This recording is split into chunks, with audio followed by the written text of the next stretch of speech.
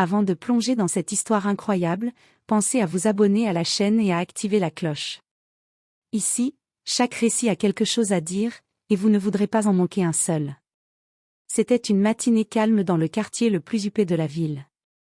Élodie, une femme milliardaire paralysée suite à un accident tragique, restait confinée dans son appartement somptueux, entourée de tout le luxe imaginable, mais prisonnière de son corps. Malgré sa richesse, elle se sentait seule et vulnérable. De l'autre côté de la ville, Marc, un père célibataire au grand cœur, travaillait dur pour subvenir aux besoins de son fils. Sa vie était simple, loin du faste et de l'argent, mais remplie de chaleur humaine et de courage. Un jour, le destin les rapprocha. Marc fut engagé comme assistant temporaire pour aider Élodie dans ses tâches quotidiennes. Lorsqu'il entra dans la pièce, il sentit immédiatement le contraste entre leur univers, le luxe froid et étincelant contre la simplicité chaleureuse de son humanité. Sans hésitation, Marc tendit doucement les bras pour l'aider à se lever. Élodie éclata d'abord de rire, incrédule face à tant de spontanéité et de gentillesse venant d'un inconnu. Mais peu à peu, ses yeux se remplirent de larmes, et un mélange de joie, gratitude et émotion traversa son visage. Elle comprit alors que la vraie richesse n'était pas dans l'argent ou les bijoux, mais dans la présence sincère et l'attention désintéressée de quelqu'un. Ce moment simple, mais bouleversant, allait marquer le début d'une relation improbable capable de changer leur vie à jamais. Marc avait à peine franchi le seuil de l'immense appartement d'Élodie que son regard se perdit dans l'éclat des lustres en cristal et des murs recouverts de peintures rares. Chaque objet respirait l'opulence, mais aucun sourire n'éclairait ces pièces silencieuses. Élodie, installée dans son fauteuil roulant dernier cri, le regardait avec un mélange de curiosité et d'ironie. Ses lèvres se pincèrent en un sourire sarcastique. « Vous pensez vraiment pouvoir m'aider ?» Marc ne se laissa pas intimider. Il s'approcha doucement, les mains tendues, la voix posée et chaleureuse. « Je vais faire de mon mieux. Ensemble, on peut y arriver. » Elle éclata de rire, un rire léger et incrédule, mais les larmes commencèrent à perler au bord de ses yeux. Elle n'avait jamais ressenti autant de préoccupation sincère venant d'un étranger. Marc ajusta ses mains sous ses bras et l'aida à se redresser lentement. Chaque mouvement était calculé, mais rempli de force et de douceur. Élodie tremblait, mais elle sentait que, pour la première fois depuis longtemps, quelqu'un la voyait comme une personne, pas comme un symbole de richesse. Leurs regards se croisèrent. Dans ses yeux, Marc vit un mélange de défi et de vulnérabilité. Dans les siens, Élodie sentit une sécurité et une chaleur qu'elle n'avait plus connues depuis des années. Ce premier geste simple, ce premier contact, marqua le début d'un lien inattendu. Dans ce silence chargé d'émotions, le luxe semblait s'effacer, laissant place à quelque chose de bien plus précieux, la connexion humaine. Les jours passèrent, et Marc et Élodie commencèrent à se connaître au-delà des apparences. Chaque matin, Marc arrivait avec le sourire, prêt à aider Élodie à accomplir ses routines quotidiennes. Il n'était jamais pressé, jamais condescendant, juste présent et attentif.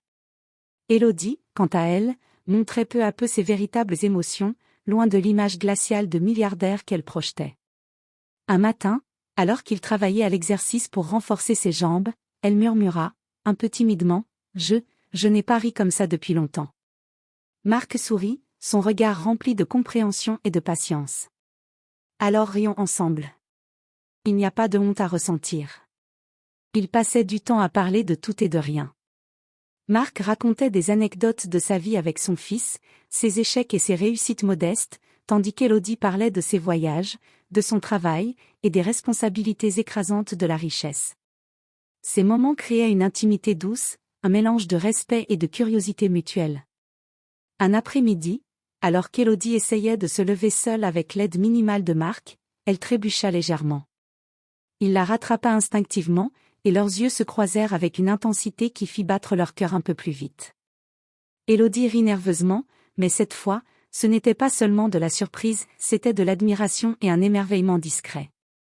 Pour Marc, chaque petit progrès d'Élodie était une victoire partagée, mais il sentait aussi naître une affection inattendue.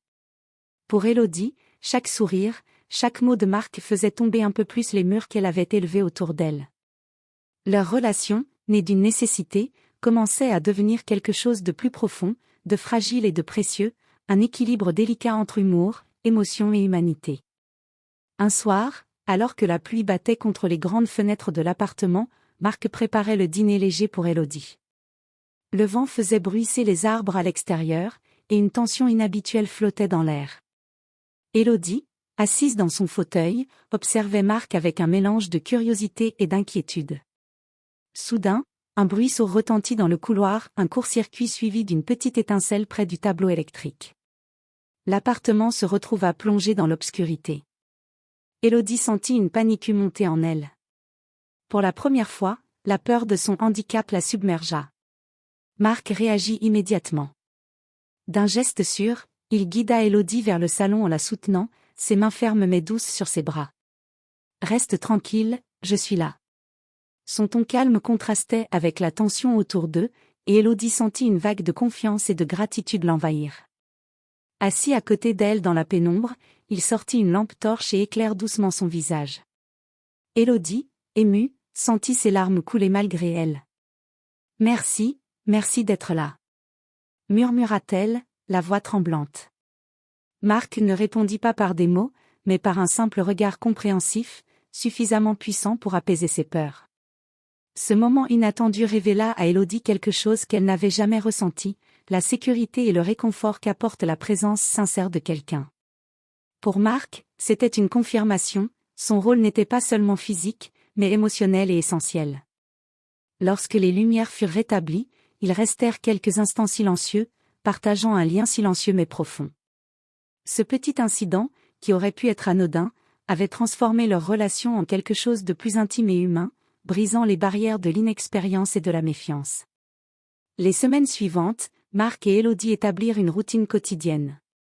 Chaque matin, Marc venait avec une énergie calme mais déterminée, prêt à l'aider à se lever, à marcher quelques pas et à renforcer ses muscles.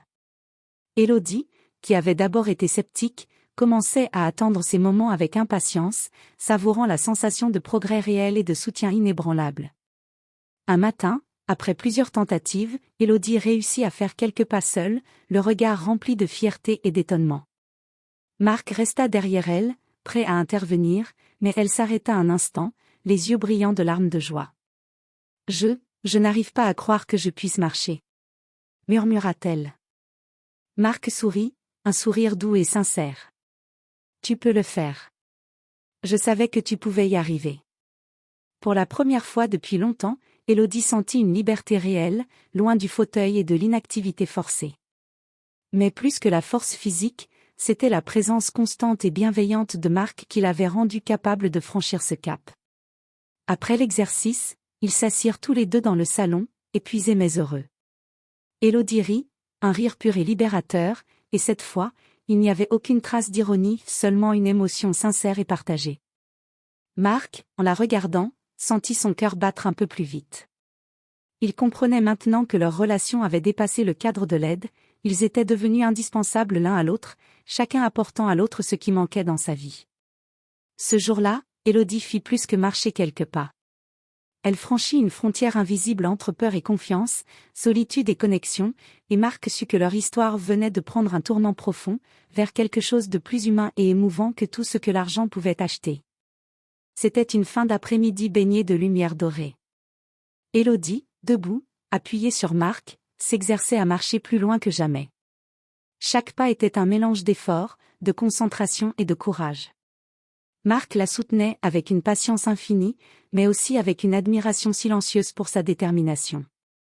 Soudain, Élodie s'arrêta, un mélange de rire et de larmes illuminant son visage. « Je n'ai jamais cru que je pourrais ressentir ça, la vraie liberté. » murmura-t-elle. Elle s'effondra doucement contre Marc, incapable de retenir ses émotions.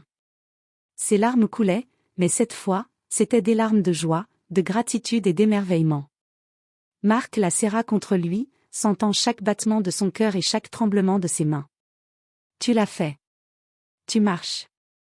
Et je suis fier de toi vraiment. » Sa voix tremblait légèrement, non pas de peur ou de doute, mais d'émotion pure et sincère. Pour Élodie, ce n'était pas seulement marcher, c'était reconquérir sa vie, sa confiance et son humanité. Pour Marc, ce n'était pas seulement aider quelqu'un, c'était partager un moment de transformation, voir la lumière renaître dans les yeux de quelqu'un. Dans ce salon, entre les éclats de lumière du soir et les ombres douces des meubles luxueux, un silence rempli de tendresse et d'admiration mutuelle s'installa. Ce lien improbable, né de la rencontre de deux mondes opposés, venait de franchir un seuil émotionnel irréversible. Élodie posa sa main sur celle de Marc, un geste simple mais lourd de sens. « Merci, de m'avoir redonné quelque chose que je pensais perdu à jamais. » Marc sourit, un sourire rempli de chaleur et de promesses silencieuses. « Je n'ai fait que te tendre la main. C'est toi qui as marché. Et ça, jamais tu ne l'oublieras. » Leur regard se croisa, et dans ce moment suspendu, ils comprirent que leur rencontre avait changé leur vie à jamais, que le véritable miracle n'était pas seulement physique, mais émotionnel, humain et indestructible.